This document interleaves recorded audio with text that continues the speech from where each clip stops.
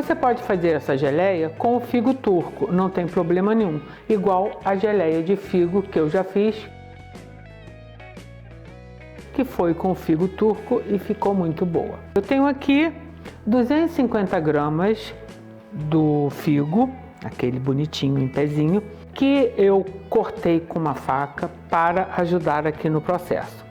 E como ele é seco, eu dei uma hidratada prévia para que ele ficasse mais suculento. Só que eu não hidratei com água, eu hidratei com licor de figo.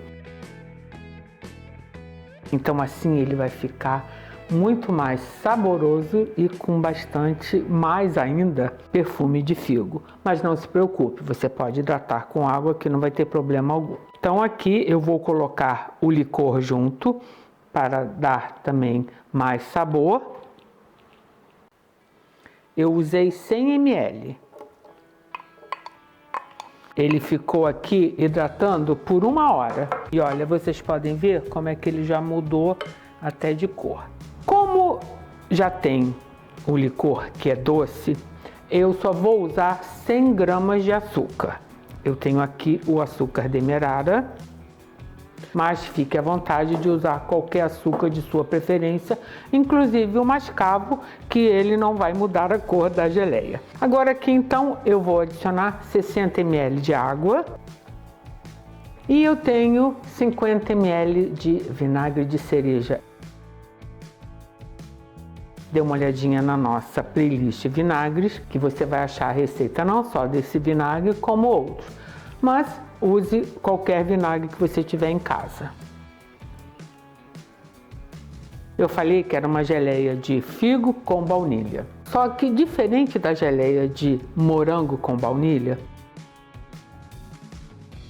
eu não vou usar a fava da baunilha, que inclusive nessa geleia eu conto um pouquinho das curiosidades sobre a baunilha. Por que eu não vou usar a fava? Sabe por quê, gente? Porque aqui vai ficar óbvio o sabor da baunilha, mas o que eu achei a coisa mais linda foram aqueles pontinhos pretos na geleia de morango e aqui não vai aparecer, então eu vou usar a essência mesmo. Mas eu só vou utilizar a essência no final, como quando eu fiz o marrom glacé,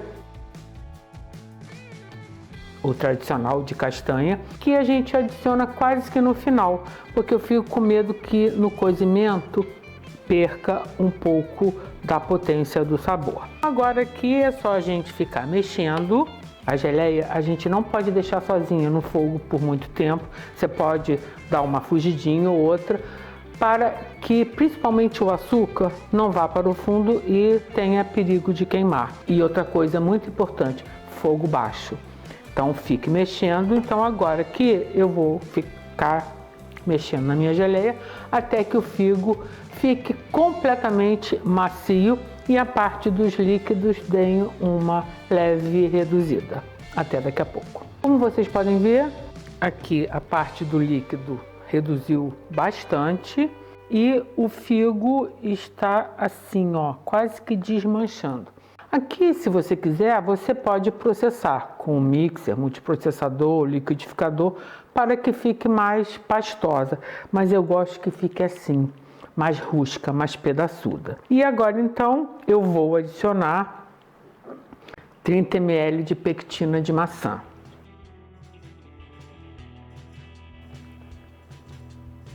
A razão de eu usar a pectina, mesmo sendo uma geleia que já está praticamente encorpada, é porque assim eu posso garantir uma durabilidade maior e também ela não fica tanto tempo no fogo, apesar de estar quase pronta. Você pode também utilizar a pectina de laranja,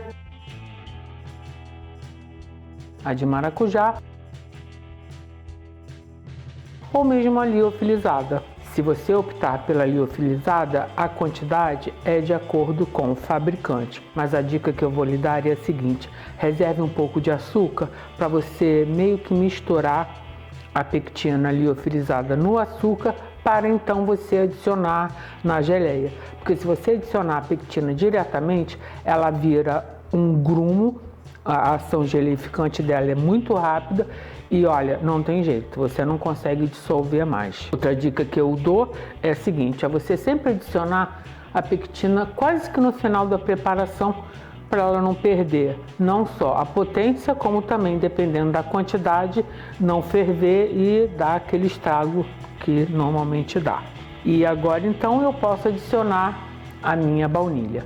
Como eu comentei, eu vou dar preferência para o extrato, porque eu acho um pecado colocar aquelas sementinhas lindas aqui que vão sumir. Mas caso você prefira, a minha dica será a seguinte: use metade de uma fava, que já é o suficiente, porque principalmente a fava ela tem um sabor muito potente. Eu tenho uma medida de meia colher de sopa, vou colocar aqui só mesmo meia colher, porque eu não quero que fique muito forte. Nossa, já senti aquele perfume de baunilha característico. Agora então eu vou esperar que a geleia volte a ferver para que ela me diga que está no ponto que eu gosto, porque enquanto ela está quente, você não pode dizer exatamente como é que vai ficar a textura final, mas a própria geleia te dá os indícios que estará no ponto.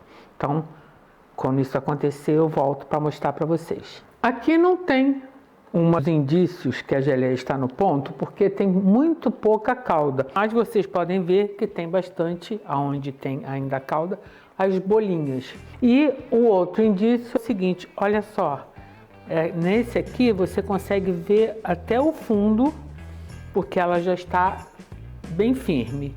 E se eu pegar um pouco aqui, ó, do líquido e aguardar um pouquinho, ele não escorre. E se eu passar o dedo vai fazer um caminho e as duas partes não vão se juntar mais.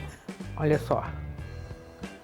E ele praticamente já fica bem mais consistente. Agora eu vou aguardar que esfrie. Vou desligar aqui o meu fogareirinho para mostrar para vocês como é que ela fica depois de fria. Só que antes eu já vou dar uma dica desde já. Essa geleia você pode manter na geladeira por 1 mês em potes de vidro devidamente higienizados e esterilizados. Caso você queira fazer uma quantidade maior para deixar até fora da geladeira, ou mesmo dar de presente, você deve então dar o vácuo. Dê uma olhadinha no vídeo como esterilizar e dar vácuo em pote de vidro. Dessa maneira, se você fizer tudo direitinho, sua geleia pode durar por até 2 anos. Quando a minha geleia estiver fria, eu volto e mostro para vocês. Até daqui a pouco. Agora que a minha geleia já esfriou, eu vou mostrar para vocês como ela ficou. Ela está parecendo quase que uma compota de figos. Olha só. Pedaçuda,